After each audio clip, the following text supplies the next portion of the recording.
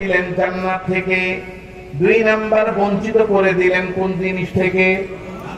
2 number আল্লাহ তাকে রহমত থেকে বঞ্চিত করে দিলেন। ওয়া ইন্না আলাইকা লানাতি ইলা ইয়াউমিদ্দিন।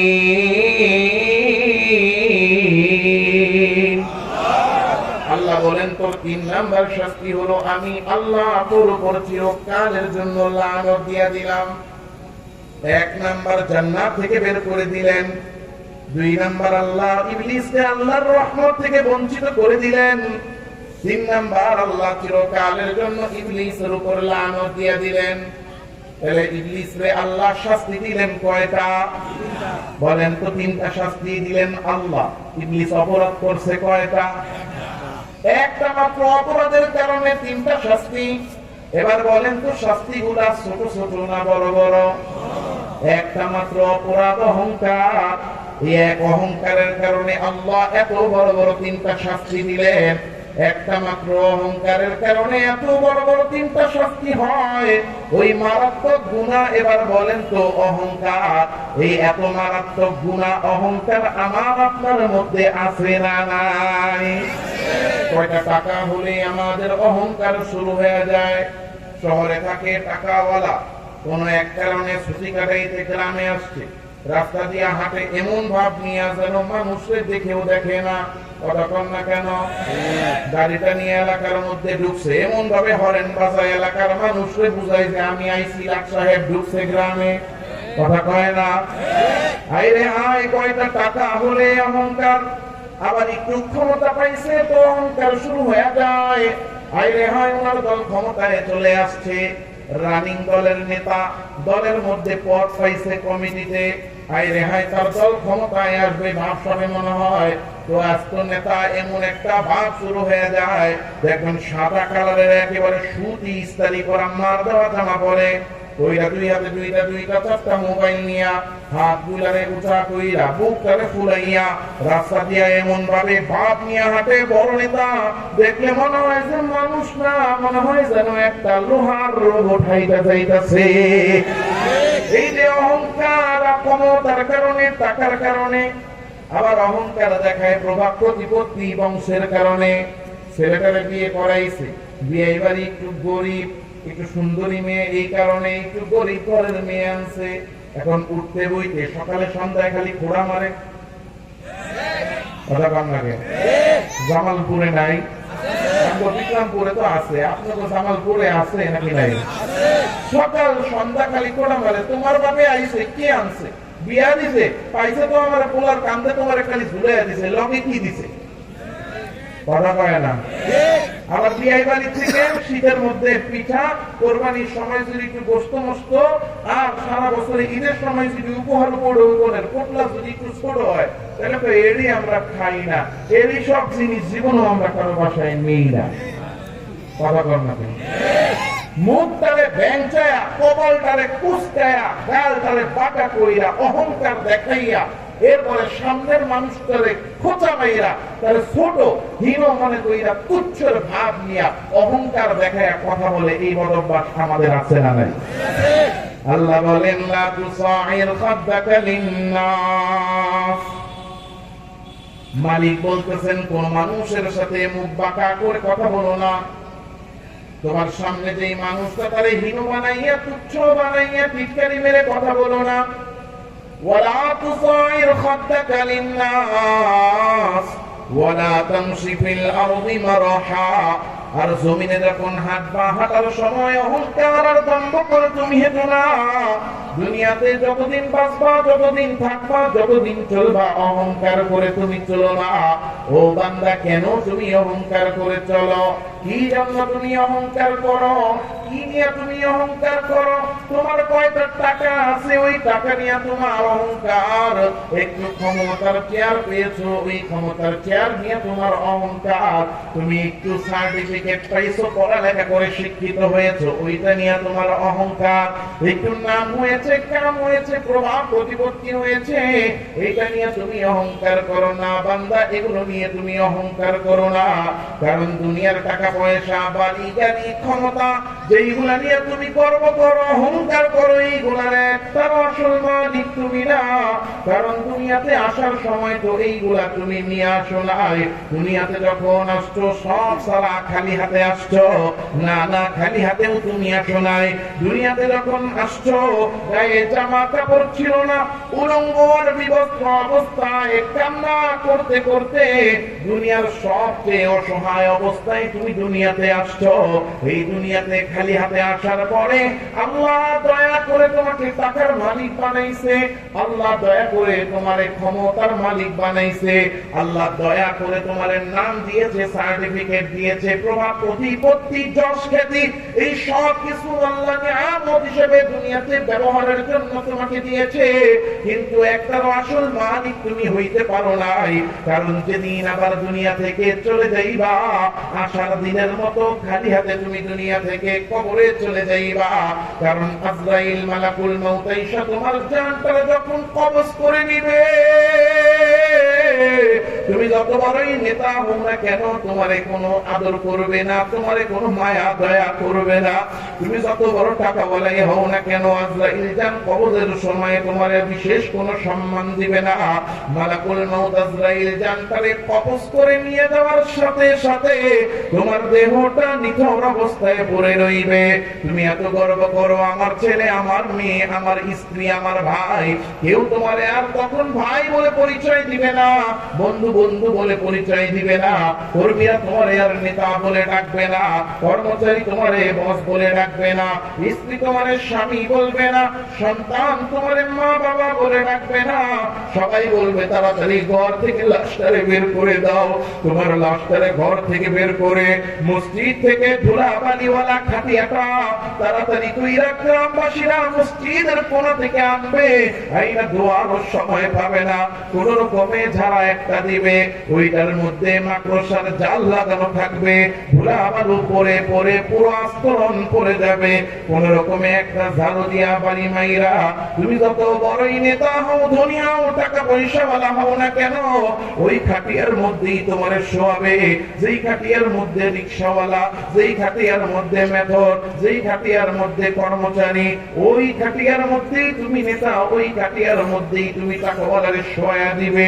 আরে হায়, কোনদিনও তো চিন্তা করি নাই ওই খাটিয়াতে যখন শোয়াবে আমার গায়ের জামাটাও গায়ে রাখবে না, গায়ের জামাটাও গা থেকে খুলে ফেলবে।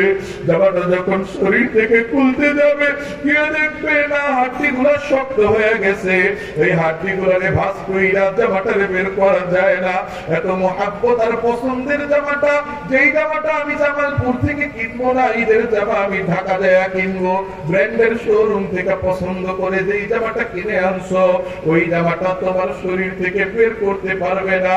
যে গোসল দিবে সে বলবে কেচি লাগবে, কেচি দেয়, একটা কেচি এই না তোমার জামাটারে কাইটা কাইটা তোমার শরীর থেকে আলাদা করে দিবে। তুমি যত বড় টাকাওয়ালাই হও না কেন, তোমার উলঙ্গ আর বিবস্ত্র করে ফেলবে, উপরে শুধু একটা কাপড় দিয়ে আল্লাহ স্থানটা ঢাইকা তোমারে গোসল দিবে। তোমার গায়ে জামা থাকবে না, তুমি টাকাওয়ালার টাকা তোমার কাছে থাকবে না, তুমি ক্ষমতাওয়ালার ক্ষমতাও তোমার কোনো কাজে আসবে না। তুমি এত প্রভাব প্রতিপত্তি দেখাইছো, গ্রামের বাজারে দেয়া বলছো আমি এলাকার নেতা, এখন থেকে আমার চান্দা দিবি না, এলে দোকান খুলতে দিব না। তুমি গিয়া বলছো এখন থেকে এই স্ট্যান্ডের দখল আমার চান্দা না দিলে এই লাইনে গাড়ি চালাইতে দিব না। ওই খাটিয়ার মধ্যে চুপচাপ শুইয়া থাকবা, যদি পানিটা একটু গরম বেশি হয় হয়। তুমি বলতেও পারবা না এত গরম পানি কেন লাগাইছো, অথচ রাস্তা দিয়ে হাঁটার সময় কেউ যদি একটু খালি তোমার দিকে তাকাইছে, তুমি গালি দিয়া বসতা, তোমার পানিটা যদি ঠান্ডা হয় বলতেও পারবা না কেন ঠান্ডা পানি দিছো। কিন্তু তুমি প্রতিবেশীর সাথে গিয়া কথায় কথায় ঝগড়া লাগাইতে, নিজের ক্ষমতা দেখাইতে। আরে আয়, তোমার জামাটা খুলে তোমাকে বিবস্ত্র করে ফেলবে, টাকা পয়সা ক্ষমতা কিছুই নিতে পারবা না। এমনকি কাপড়ের কাপড়টা তুমি চাইয়া কারো কাছ থেকে নিবা এটাও পারবা না। মুখ দিয়া বলতে পারবা না আমার গায়ের জামাটা খুললি কেন, জামা যেহেতু খুলেছিস আমার কাপড়ের কাপড় দে, ওইটা চাওয়ার ক্ষমতাও তোমার থাকবে না। যদি পাড়া প্রতিবেশী বন্ধু বান্ধব আত্মীয় স্বজন মায়া কইরা দয়া কইরা কাপড়ের কাপড়টা পরায়া দেয়, তাইলেই কাপড়ের কাপড়টা তোমার কপালে জুটবে, নাইলে কাপড়ের কাপড় তোমার কপালে জুটবে না। গতকালকের ঘটনা, দোহার থেকে মাহফিল করে ঢাকা ফিরতেছি, ওই যে মাওয়া হাইওয়ে দিয়া ঢুকছি, দুইটা পোস্তগোলা ব্রিজের উপরে, রাত্র তখন বাজে 2টা। ওই 2টা বাজে দেখি কোন এক আল্লাহর বান্দা, কোন মায়ের সন্তান, কোন সন্তানের বাবা, কোন স্ত্রীর জামাই জানি না, একেবারে পোস্তগোলা ব্রিজটার উপরে শুয়ে আছে। আয় হায়, শরীরটা পুরো ছিন্ন বিচ্ছিন্ন হয়ে আছে, ট্রাকের পরে ট্রাক তার উপর দিয়া চলে যাচ্ছে, পুরা শরীরটা ছিন্ন বিচ্ছিন্ন হয়ে পোস্তগোলা ব্রিজের উপরে পড়ে আছে। গতকালকে রাত্রে দেখে আসছি, কে আমারে আপনার গ্যারান্টি দিল আমি আর আপনি বাঁচবো? কি নিয়া, কি কারণে, কোন গ্যারান্টি পাইয়া দুনিয়ায় অহংকার দেখাই মানুষের উপরে জুলুম করি? আল্লাহ বলে বান্দা না অহংকার করিস না। অহংকার কি নিয়া করিস? তোর হায়াতের তো গ্যারান্টি নাই। যেই জমি নিয়া গর্ব করিস, এই মাটিটার দিকে তাকিয়ে দেখেন, এই জমিনটা 100 বছর আগেও ছিল। 100 বছর আগে আমি আর আপনি ছিলাম না, 100 বছর পরে এই জমি থাকবে, আমি আর আপনি থাকবো না। জমি তার নিজের জায়গায় ছিল, নিজের জায়গায় আছে, নিজের জায়গায় থাকবে। কালকে বলে গেছে আমার বাবা এটা আমার আমার, আজকে বলি আমার আমার, আগামীকালকে আমার সন্তান বলবে আমার আমার। হায় হায়, আমারও না কারো না, কারণ এইগুলার একটার আসল মালিক আমি না। আল্লাহ দিয়েছেন কিছুদিন ব্যবহার করার জন্য, যে কয়দিন আল্লাহ দেন এই কয়দিন ব্যবহার করব। আল্লাহ যদি ছিনে নেন আমার কিছুই করার থাকবে না। এই দুনিয়ার জিনিস দুনিয়ায় রেখা খালি হাতে চলে যাব, কারণ এইগুলার একটারও আসল মালিক আমি না। যেই জিনিসের মালিকই আমি না, ওই জিনিস নিয়ে গর্ব কেন করি? আল্লাহ বলে না বান্দা, যেই জিনিসের মালিক তুই না, ওই জিনিস নিয়ে গর্ব করিস না। যদি এই টাকা পয়সা বাড়ি গাড়ি ক্ষমতা নিয়ে গর্ব করতে হয়, গর্ব করতে পারেন তিনি। এই সব কিছুর মালিক যিনি, জোরে বলেন তিনি কে? ওয়ালাহুল কিবরিয়া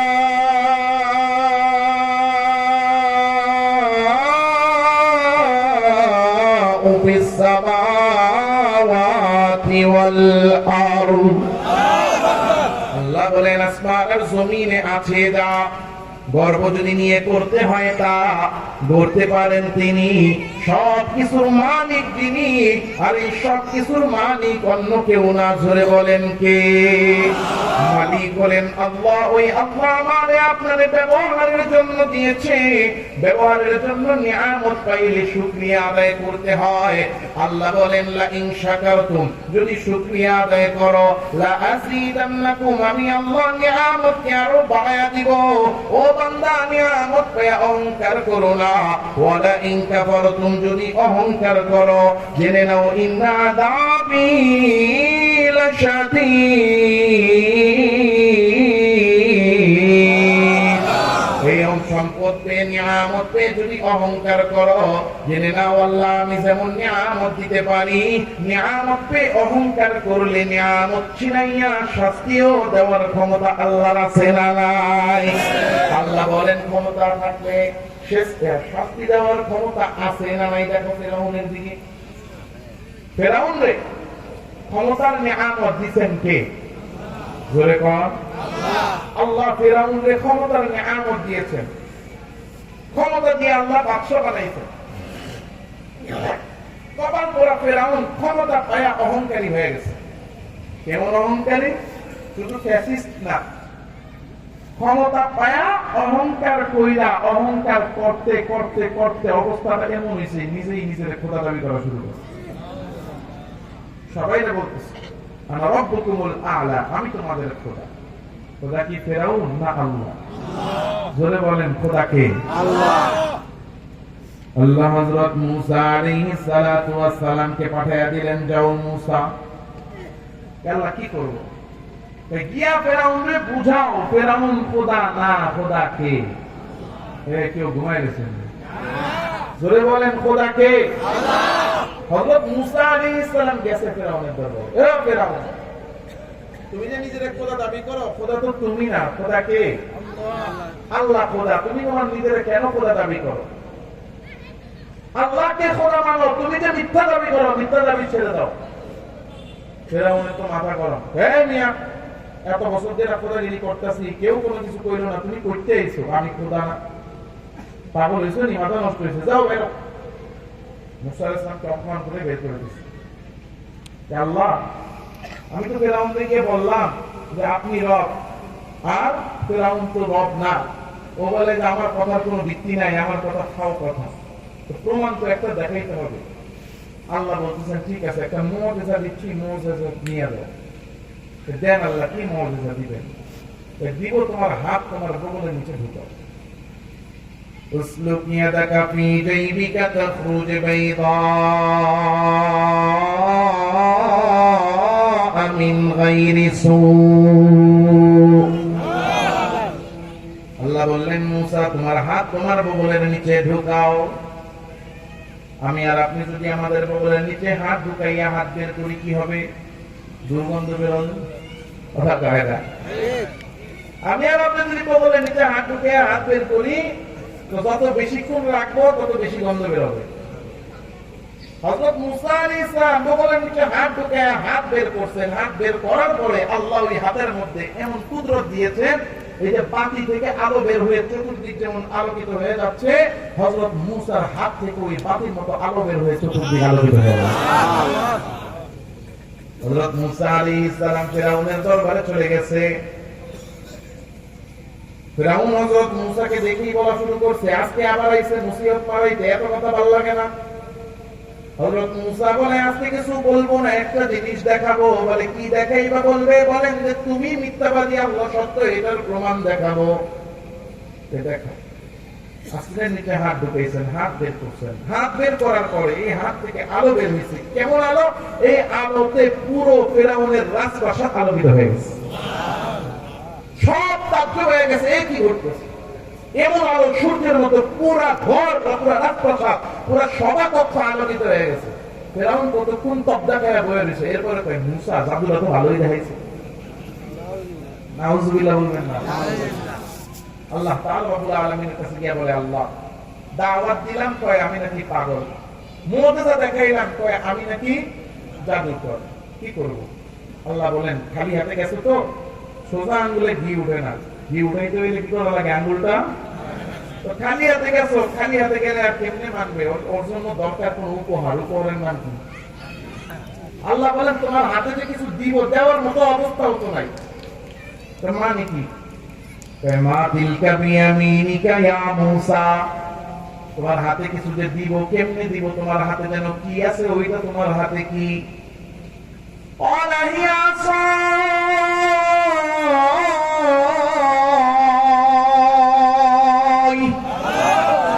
হযরত মূসা বলেন, আল্লাহ এটা আমার হাতে আমার লাঠি। আতাওয়াক্কাউ আলাইহা, এই লাঠি ভর দিয়ে আমি চলি। ওয়া আহুশু বিহা আলা গানামি, আমার অনেকগুলো বকরি আছে, এই বকরিগুলোর জন্য গাছ থেকে আমি পাতা পানি, এই বকরিগুলো আমি চড়াই। ওয়ালিয়া ফিহা মাআরিবু উখরা, আর অনেক কাজে আমার লাঠিটা আমি ব্যবহার করি। আল্লাহ বলেন, মূসা কাজ আমি আরো একটা বাড়াইয়া দিলাম। বলে, আল্লাহ কেমনে বাড়াইলেন? এই লাঠি দিয়ে আর কি করব? আল্লাহ বলেন, আলকিহা ইয়া মূসা, ও মূসা হাতের লাঠিটা মাটির মধ্যে নিক্ষেপ করো। হযরত মূসা আলাইহিস সালাম আল্লাহর হুকুমে ফাআলকাহা, হাতের লাঠি মাটির মধ্যে ছেড়ে দিয়েছেন। লাঠিটা মাটিতে পড়ার সাথে সাথে ফাইদা হিয়া হাইয়াতুন তাসা, লাঠিটা সাপ হইয়া দৌড়ানো শুরু করে দিয়েছে। হযরত মুসা আলাইহিস সালাম লাঠিতে সাপ হইতে দেখে, ভয়ঙ্কর সাপ দেখে ভয় পেয়ে গেছেন। আল্লাহ বলেন খুদহা ওয়ালা তাখাফ, ভয় পেও না, তুমি লাঠিটারে ধরো। হযরত মুসাকে বললেন সাপ ধরো, তিনি সাপটা ধরলেন। সানুঈদুহা সিরাতাহাল উলা, সাপটারে ধরার সাথে সাথে আল্লাহ আবার এই সাপটারে লাঠি বানায়া দিলেন। আল্লাহ বলতেছেন যাও এবার এই লাঠি নিয়ে ফিরআউনের দরবারে যাও। হযরত মুসা আলাইহিস সালাম লাঠি নিয়ে ঠক ঠক করতে করতে ফিরআউনের দরবারে, এবার দূর থেকে টিটকারি মারা শুরু করছে। ও ফিরআউন, আজকে আবার, ও মুসা আবার কি দেখাইতে আনছো, আজকে কি ভেলকি দেখাইবা? হযরত মুসা বলেন আজকে যা আনছি এইটা দেখতে চাইও না, ভালো ভালো আমার কথা মেনে নাও। প্যারে নিয়ে কথা কম কও, যা দেখাইতে চাও দেখাও, সময় নাই। হযরত মুসা আলাইহিস সালাম হাতের লাঠিটা ছেড়ে দিয়েছেন। লাঠিটা মাটিতে পড়িয়া সাপ হইয়া ফনা কইরা সবল মারে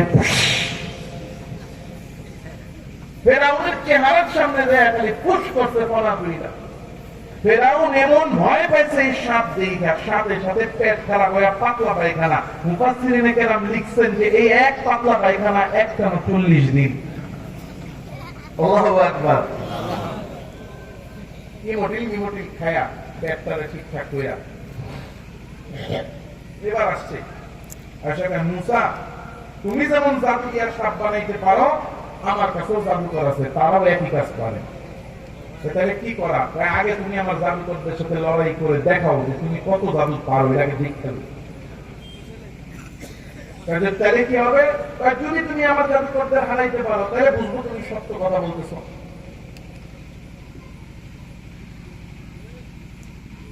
হযরত মুসা আলাইহিস সালাম বলে ঠিক আছে, আল্লাহর কাছে জিজ্ঞাসা করতে। আল্লাহ বলে যাও লড়াই করো।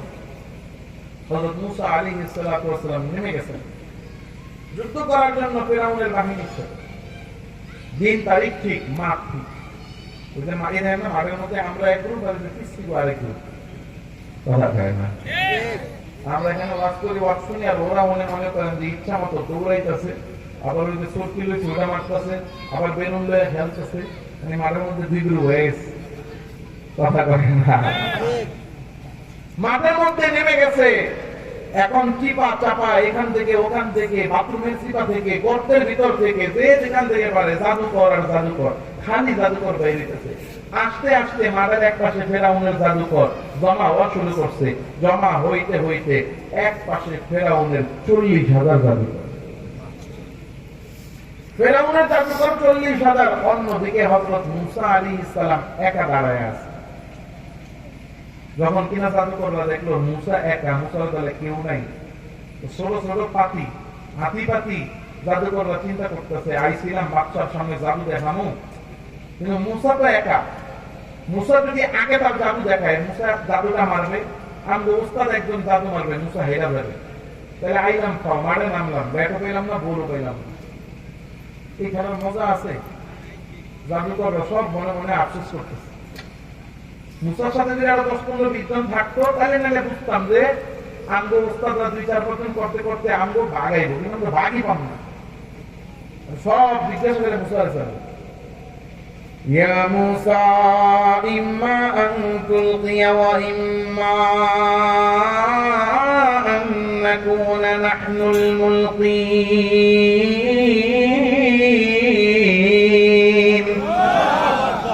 জাদুকররা হযরত মুসাকে জিজ্ঞাসা করে, ও মুসা, তুমি আগে তোমার জাদু দেখাইবা না, আমরা আমাদের জাদু দেখাবো? হযরত মুসা আল্লাহকে জিজ্ঞাসা করেন, আল্লাহ কি করবো? আল্লাহ বলেন আগে ওদেরকে দেখাইতে বলো। তোমরা তোমাদের জাদুগুলো দেখাও। জাদুকররা সব খুশি হয়ে গেছে। ইউখায়্যালু ইলাইহি মিন সিহরিহিম আন্নাহা তাসআ। জাদুকর 40,000, কারো হাতে লাঠি, কারো হাতে রশি, যার হাতে আছে যা ছেড়ে দিল তা। 40,000 লাঠি যদি এক জায়গায় ছাড়ে, এটা কি স্বাভাবিক লাঠি না লাঠির পাহাড়? পুরো পাহাড় হয়ে গেছে। এবার যার যা তন্ত্র মন্ত্র জাদুর বিদ্যা যা আছে সব মারা শুরু করছে। লাঠিয়ার রশিগুলো আস্তে আস্তে জাদুর প্রভাবে সব সাপ হইয়া কিলবিল কিলবিল করা শুরু করছে। মাঠ ভরা খালি সাপ আর সাপ। চতুর্দিকে দর্শক জনতা যা আছে সব ভয়ে কাঁপতেছে। এতগুলো সাপ একসাথে দেখে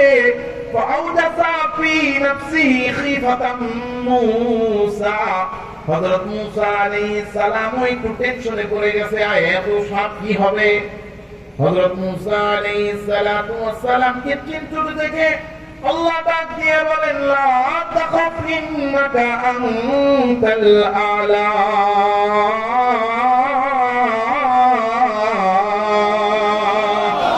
আল্লাহ বলেন, ও মূসা চিন্তা করো না, ভয় করো না।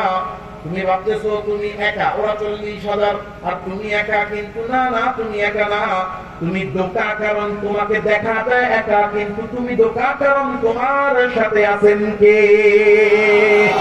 আল্লাহ বলেন, ওয়া আলকি মা ফি ইয়ামিনিক, নির্ভয়ে তোমার ডান হাতের লাঠিটা ছেড়ে দাও। তালকাফ মা সানাউ, হযরত মূসা আলাইহিস সালাম হাতের লাঠিটা ছেড়ে দিলেন। তালকাফ মা সানাউ, লাঠিটা এবার সাপ হইয়া বিসমিল্লাহ কইয়া মিষ্টির মতো একটা একটা টপাটপ গেলা শুরু করছে। গিলতে গিলতে ফেরাউনের 40,000 জাদুকরের সব খেয়া খাবার।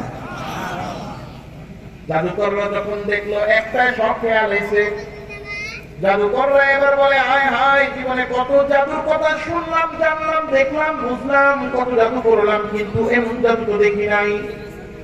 এখন ওস্তাদ যারা তারা ডাক দিয়া কয়, আরে বলদের দল, এইটা জাদুর সাপ না, এটা জাদুর সাপ হলে আমাদের সাপ করে খাইতে পারতো না।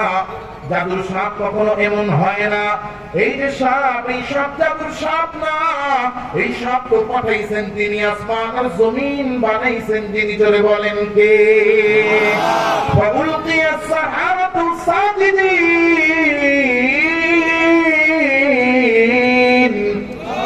জাদুকররা সব আল্লাহর দরবারে সিজদায় পড়ে আল্লাহকে ডাক দিয়া বলে, আল্লাহ। ডাকতেন না, আল্লাহ, ও আল্লাহ,